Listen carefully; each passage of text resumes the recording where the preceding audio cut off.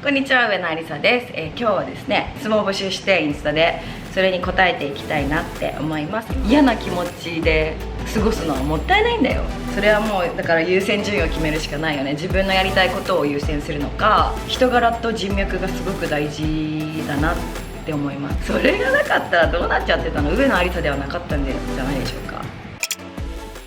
質問いっぱい来ました。ありがとう、みんないつも送ってくれて。なのでそれに答えていきます。で、私はおしゃべり魔なので、撮影時間を30分にタイマーをかけたいと思います。じゃないとマジ喋っちゃうの。編集の人も大変じゃん。はい、よいスタート。じゃあね、すっごいたくさん来てるんですけど、脱毛についての質問がね結構最初の方に来ていたので、これから答えようかな。今時 VIO すべて脱毛は普通ですか？男の人によっては引く人もいるかなと思い、なかなかできません。背中とかも脱毛されてますかっていうことなんですけど、してます。私は全身、顔もやったし、もうここから足の先まで全部で20歳ぐらいの時にやって、でなんかまあ変な話 VIO はない方が楽。普通に水着の時とかも楽だし、衛生面的にもいいし、いいと思ってるし私は。でオブソブ、その私がディレクターやってるデイケートゾーン用のソープとか保湿セラムとか使うにしてもやっぱり毛はない方がいいって思っててなので私は全然、男性によってはある方が好きっていう人もいるかもしれないけど、今の若い子って本当に男の子も脱毛してるらしいし、みんな脱毛してるらしいけど、ただただ楽だから私はおすすめって感じかな。ハイトーンのヘアケア方法が知りたいということなんですけど、私は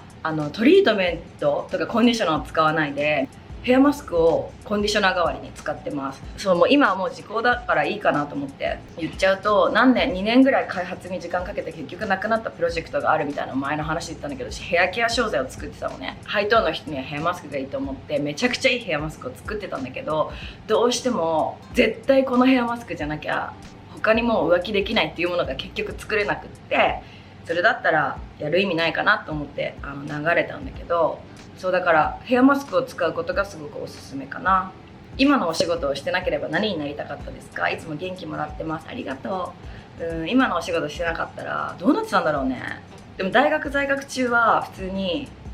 1年ぐらい休学して復学して、で英語が喋れるようになったら洋服のバイヤーとかちょっとやりたいかもって思ってたかな。だから結局洋服に携わることだったり、私はファッションと音楽と旅が大好きで、今それを幸い仕事にできてるんだけど、それがなかったらどうなっちゃってたの？上野ありさではなかったんじゃないでしょうか。あんまり考えたことないかもしれない。私は彼と交際同棲期間が長いのですが、周りからは結婚はと聞かれるのが嫌です。ありさちゃんはどう思いますか？私もすごい聞かれるし、最初は別になと思ってないけど最近結構嫌かも。なんか大体聞かれるからさ、嫌っていうか大体それ聞かれるんだよね。8年目だし付き合って結婚しないのどうなってんのとか、逆に近すぎる周りの子たちとか聞かないし、逆にプロポーズとかされたら私が言うって分かってるからわざわざ聞いてこないけど、でも別に何とも、なんか悲しくなる。純粋に結婚したいから私は。だから普通にしてないですみたいな感じになるかな。だから聞かないでお願いって感じです。はい。一日中家にいるときは何してますか？私すごい1個ずつピックしちゃってるんだけど、これすごい量あるからどうしよう。いいや。はい。一日中家にいるときは家のことやってるかな。お片付けしたり掃除したりコーヒー飲んだり、結構一日中家にいるのもたまにあるんだけど、あと家での仕事も結構あるからデスクワークしたりしたら気づいたら夕方になってるかも。でもそれら辺 Vlog にも載せてるので見ていただけたらと思います。そう、英語系の質問結構来てて、なんでありささんはそんなに英語が話せるんですか？独学ですか？ありささん大好きです。ありがとう。独学っちゃ独学だし、あと大学で英文科だったんだけど、でもそもそも大学受験の時に英文科とか国際学部とか国際コミュニケーションとかそういう海外系の学部だけを目指してて、唯一英語が得意科目だったのね、中学生から。で英語が好きだったから、中学生とかがノバに通ったりとか英会話はやってて、でも全然それも正直意味なかったし、意味なくはなかったけど、全然だから英語喋れますってわけじゃないし、例えば周りに英文科の子とかがいれば多分喋れない子多いと思うのね。だからその分すごい勉強したのは多分友達を作ったが結構生きた英語を喋れるようになったのはでかいかなって思います。人間ドック受けてますか、大腸内視鏡毎年してますかっていうことなんですけど、そう大腸の件もすごいいろいろあって、前ブログに書いてネットニュースとかにも取り上げていただいたんだけど、それはねちょっといろいろありすぎて、なんかとりあえず健康、大腸もめちゃ元気多分なんだけど、すごいいろいろあったの、その病院と。だからあんまりなんかどこまで話していいのかも分かんないし、とりあえずその私が行ってた病院の先生は結構詐欺までいかないけど普通にめちゃお金を使わされて終わったみたいな、簡潔に言うと。だから確かにポリープはあったのかもしれないけど、他の大学病院で見てもらったら全然綺麗な大腸ですって言われて、ちゃんちゃんって感じになったので、人間ドックは毎年25歳から行ってて、今年も行ったし、それで子宮系の、卵巣にいろいろ見つかったりとかしたんだけど、だから去年からオプションで婦人系の検査もつけるようにしています。あとね、最近のお気に入りの香水っていうのもすごい多くて、最近のお気に入りはそれまたまとめて紹介するわ。今手元にないから横文字だから覚えらんなくてさちょっと今度また香水アップデートをビデオにしますね。同調圧力って合わせるべきなのかはみ出していいのか考えちゃいます。どうですか？私でも確かに同調しなきゃいけない時ってあるよね。そういう時は黙ってるかも。なんかいう感じで黙ってるかな。けど基本私仲いい友達とかだったらもう全部自分の意見言うし、そんな仲良すぎなくても普通に喋れる相手だったらそうかなとか普通に言っちゃうタイプかも。アリサさんの明るい元気マインドに憧れています。もちろん毎日がそうではないかもしれませんが、優しいてか性格いいそのマインド、そこをね一言入れることがすごい性格の良さが出ています。そのマインドを保つために心がけていることはありますか？これからも応援してます。ありがとうございます。私多分本当に根っからポジティブなんだよね。けど全然悩むこともあるけど、本当数時間でなんかね、死にやしないしって思うようにしてるかな。なんでこんなにポジティブなんだろう。昔からそうだったのかな。あんまり自己分析ってそんな振り返り立ち止まってしないからさ。ちょっと失礼、足上げますね。なんでこんなしてポジティブなんだろうみたいな、たまに逆にすごい悩んでる友達とか寄り添えない時とかある。自分が結構ポジティブすぎて、それってすごい同調できてなくて申し訳ないって思うんだけど、確かにすごいポジティブだよね。なんでだろう。ごめん、全然答えにならなかった。今年大学生になりました。若い、おめでとうおめでとう10代ってことか。ありがとう。どうやって見つけてくれたのかな。大学生のうちにやっておいた方がいいことあれば教えてください。勉強、絶対勉強。てか大学生、私は遊びたいから大学生になったみたいな。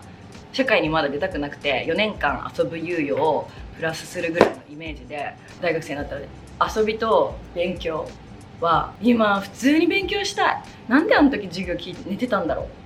て思っちゃうけど、その時ってそんな興味ないんだよね、学んでることに対して。だからみんな大人になってあの時学んでおけばとかいうのは、そもそもその年齢の時にその今学んでいる授業とかに興味がないの。けど大人になって人生をこう歩んでいく上でいろんな知識がもっと欲しくなったり、もっといろんなことに興味ができたりして、学びたいってなるタイミングが多分ふんふんってくるから、そういう時に学んでおけばよかったって。でも大体思うし、大学生の時なんて勉強しないんだよね、みんなね。だから分からない、私だけかな。勉強はね、ちょっとでも興味がある授業をしっかり聞いて知識として蓄えた方がいいんじゃないかなと思います。バリはコロナ後で治安や街の様子などどうでしたか？バリ Vlog ぜひ見ていただけたらと思うんですけど、あと私たちね、あんまりホテルを出てなくて治安も全然変わらないし、マスクみんなつけてるけど、オーストラリア人が基本的に多いからさ、現地の人ももちろん多いけどオーストラリア人が同じぐらいいるんじゃないかぐらい多いから、結構ノーマスクの人も多くて、治安は全然バリは悪くない気がする。あんまり怖いイメージないかも。バリ体型やメンタルを維持するにあたって意識していることはありますか？睡眠だね。私本当に睡眠が取れないと1日全部ダメになっちゃうのと、あとお酒二日酔いの日ってやっぱちょっと鬱になるよね。あとやっぱ酔っ払ってしまって気が大きくなっちゃっていろんな人に絡んだりとか最近もあったんですけど、次の人がマジで鬱になる。人の目とかめっちゃ気になるようになるし、酒鬱っていうやつ結構なるから、飲み過ぎちゃいけないんだけど楽しくて飲んじゃうんだよね。だけどそうだね、睡眠は大事なんじゃないかなって思います。今一番楽しいと思える出来事や瞬間はどんなことですか？でも毎日楽しいかも。あとやっぱこうやって旅ができてることが本当に幸せかなって思ってます。でも基本毎日楽しいかも。アリシアの水着のサイズ教えてほしいです。 M です。肩がむき出しみたいな服の時、下着はどうしてますか？基本ニップレスです。逆にね海外飛び回っててすごいです。マイルズさんは何も言わず行ってらっしゃいって感じですか？そうだね、行ってらっしゃいって。私最悪な女だからさ、逆にマイルズが行く時とかブーブー言うけどなんでおいだくなみたいな感じで言うけど、マイルズちなみに今アメリカいて、てかそう、気づいたら私最近マジでマイルズのことをインスタに載せてなくて、そしたらなんか DM でさ、マイルズさんはお元気なんですかみたいなの来て、多分別れてないよ、全然仲良しで、私がバリから帰る前日にマイルズがアメリカに行っちゃって、でハワイで合流するんだけど、来週アメリカの企業に勤めているというか、アメリカの企業の人だから、やっとアメリカ行って仕事もするようになってみたいな感じで、今マイルズはアメリカに行ってて、私が行く時はたまに私が言い忘れてたりとかすると、そういえばバリ行くんだよねとか言うと、聞いてないとか言うけど、誰といいなみたいな感じだから、全然行ってらっしゃいだね。羽田まで送ってくれるしって感じです。自分すごい外人みたいなリアクションだったよね。とか言って、はい、自分にとって嫌なことしたりする人がいたら、アイシャちゃんどうする？切る？それでも付き合う？切る！絶対切るでしょ。嫌なことしてくる人となんで一緒にいなきゃいけないのって感じ。怒っちゃった。すぐ感情的になっちゃうし、やだ嫌なことなんでそういうことすんのっていう、理由が、とりあえず向き合った方がいいね。どの程度の相手かにもよるけど、なんでそういうことするの？私嫌だよって言って、それでもその子が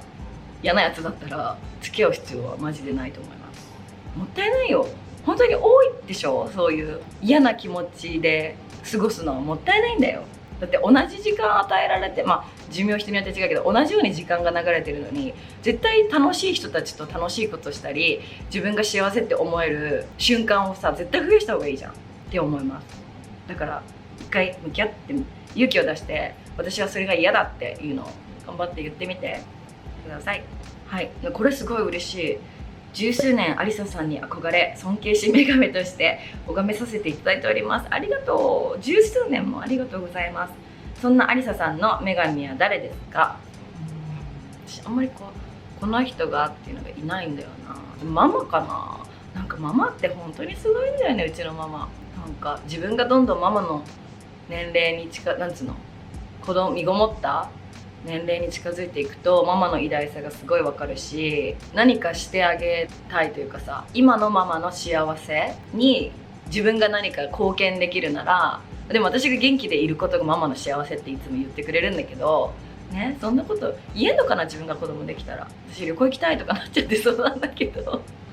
そうだから本当にママは自分の人生を犠牲にしてって言い方は違うと思う。ママの幸せだからそれは。だけどそれで私とお兄ちゃんを育ててくれて、パパもいるんだけどね、シングルとかじゃないんだけど、基本ママが子育てしてくれたから、なんかすごいよなーって。で学童とかも行ってなかったから、家の鍵とかも持ったことなかったし、帰ったら絶対ママがいたし、なんか本当にすごいと思うから、私はママが一番強い女性だと思ってるかな。あと今のね、同じ方から、貯金ができず困ってます笑い。生命保険の積み立てはなんとかできてますが、パッと使えるような貯金とかしてますか？私はね、パッと使える系はしてないかな。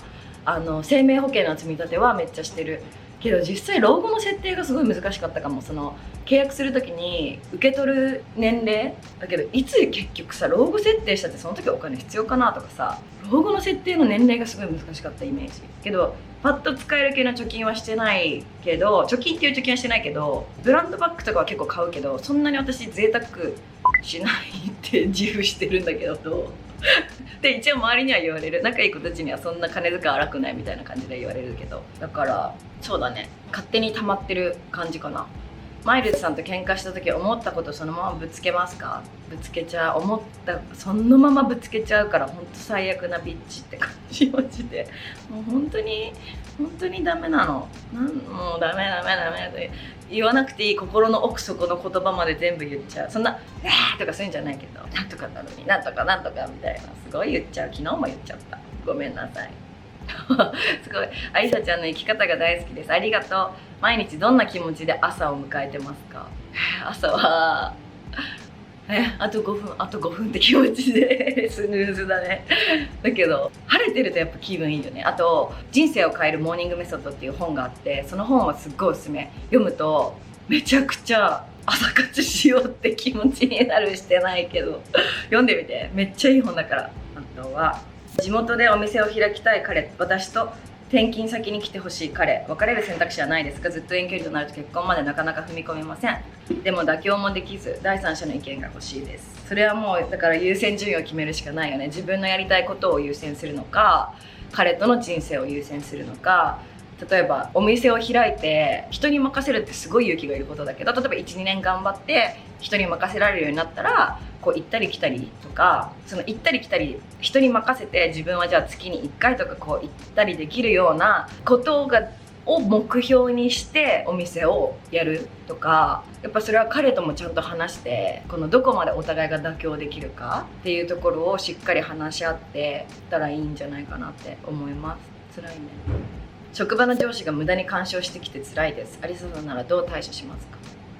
私結構さっぱりしてるからな、大人に対して。無駄に干渉ってどんな感じなんだろう。やだね、めんどくさ。はーっていう超適当に返すかも。はいはいみたいな。けどそうだよね、そう感情力もできないわけでしょ、上司だから。難しいな。私だったら結構、私の会社特殊だからさ、フィグ会社は変わったりしてるからメンバーは変わってるんだけど、前の会社は本当何でも話せるファミリーみたいな人たちだったから全然あれだったけど、今の会社の人は逆に接点があんまりなくて、その YouTube 撮るのも気まずいぐらいの感じだからあんまりあれだけど、そうですねはあとか、あんまり自分の情報を渡さないようにしてますよ、あんまり聞かないでっていうのを出すとか。けどそれも気まずいのかな、分かんない、ごめんね。フリーランスで働くには何が必要ですか？スキル、人柄、知識、何から始めたらいいですか？人脈だね。だから1個目の職場で人脈を作ってフリーランスになってその人脈を使うとか、やっぱ人脈、特に私がいる業界はだけど、人柄と人脈がすごく大事だなって思います。知識とかあんまり正直関係ないかも。やりながら覚えていく感じかも。こんなこと元カノともしてたんだなとかばかり考えちゃう。いつからこういう考えなくなりました？でもね、それはいつからかは忘れたけど、それって好きだから思うんだよ。好きだよ、私もマイルズのこと愛してるんだけど、なんか今はもうそういう感情はないかも。8年ぐらい一緒にいるとね、さすがに感情だって変わってくるけど、自然となくなったかな。あと愛されてるって自信が持てる。もともと愛してくれてたんだけど、それはマイルズのせいじゃなくて自分に自信がないせいでそう思えなかったというか、愛されてることは分かってるんだけど、マイルズが何か変わったんじゃなくて、自分に自信が多分恋愛に対して、マイルズに対しての自信がついて気にしなくなったのかな、多分。彼氏さんと長く付き合うコツはありますか？これたまに聞かれるんだけど、コツとかじゃなくない？人間関係じゃん。コツとかじゃないでしょ、それは。こういうトリックを使ってるから私は8年付き合ってますとかないと思うし、あれだよね、多分どういうことをして円満に入れるかってことだよね、きっと。多分夫婦円満の秘訣とかもそういうことだよね。なんだろう、いい相手を探す。いや私の場合は本当に多分これマイルズじゃなかったら通用しないぐらいマジビッチなの私って。だからマジ性格悪いから、これマイルズ何でも素直に言っちゃうし、やっぱある友達は結婚してるんだけど、やっぱ駆け引きとかまだするらしくて、私駆け引きとかしたことないわけよ。だからマイルズだからそんなありさちゃんずっと素直にいていけるんだよみたいな感じで言われるけど、素直でいいんじゃない？何の話だったっけ？コツか。でも好きだよとか感情を愛してるよとか、そういうのは毎日伝える。それは伝えてる気がする。それが秘訣とかは分からないけどね。ありさちゃんは周りと比べてしまってへこむ時とかありますか？ある、結構ある。あと特にこの業界って周りと比べること多いじゃん、多分ね。人よりは多分気にしないんだけど、結構比べるけど一瞬へこむけど、私呼ばれてない、例えばとか私はこうだとか思っても、そのパターンだと多分15分ぐらいでどうでもいいやってなっちゃういいや、私は私のやれることを頑張ろうみたいな風になるかな。じゃあそろそろまだいっぱい来てるんですけど、時間はあと何分でしょうか。お、あと3分、3分半。あ、これ拾います。この場をお借りしてアリサちゃんに言いたいことがあります。アリサちゃん、自分のことおばさんって言わないでください。これ絵文字ね。アリサちゃんは綺麗なお姉さんなのでだって。ありがとう、ありがとう。けど本当に私自分のことをおばさんというと、私32歳、例えば40代の方どうなっちゃうのって話なんですけど、でも自分で結構しっかりおばさんだなって思うんだよね。だから言っちゃうんだと思う。しっかりおばさんなの。だけどそうだね、綺麗なお姉さんありがとう、ありがとうございます。けど昨日もジャジーとか、例えばさ、ジャジーってタイの友達なんだけど、23歳なんだけど、普通に会話ができるわけよ。若いなとかあんま思わないの。そうだから若い子のエキスを、ケミオくんとかさ、よしみちちゃんとかもそう、葵ちゃんとかもそうだし、若い子のエキスをこう吸って吸って吸って若く入れるようにしてるという話。はい、これが最後ですね。あと最後は、じゃあこれにしよう。アリサちゃんが大切にしてる言葉は何ですか。今日が一番若い。また若さにとらわれてんでしょ。でも本当にそうなんだよ。今日が一番若いの。どうあがいても今日が一番若いの。だから今日をキープするために一生懸命ケアして、一生懸命今日を楽しむ。それがだから今日が一番若いっていうことは全部に当てはまるんだよね。じゃあ頭脳に対しても勉強するにしても今日が一番脳みそ若いんだから、今日勉強する、今日知識を蓄える、今日お肌の手入れする、今日が一番体力あるんだから、ちょっとそれは日によるけど若さで言うと、だから今日は一生懸命生きるみたいな、それがすごい大事だから、今日が一番若いんだ。若いがプラスなんだよ多分ちょっとうまく説明できないけど、それが私の好きな言葉です。はい、というわけでちょっと今日はノリノリ系、なんでこんなにテンションが終始高かったのかわかんないんですけど、自然光でちょっと顔がどうしよう、ここで漏れてるだけで全然漏れてなかったらるかなみたいな感じですけれども、みんなからの Q&A に答えてみました。で全然ね全部は答えられなかったんですけど、また定期的にどのくらいのペースでやったらいいかなこれ。ぜひコメント欄でどのくらいのペースでやってほしいとか教えてくれたら嬉しいです。逆にこのコメント欄で質問募集する、言ったらさ、ストーリー見逃したら質問できないわけでしょみんな。ちょっと考えますはい、というわけで今日も最後まで見ていただいてありがとうございました。よかったらチャンネル登録といいねとぜひコメントもお待ちしております。ではまた次回のビデオでお会いしましょう。バイバーイ。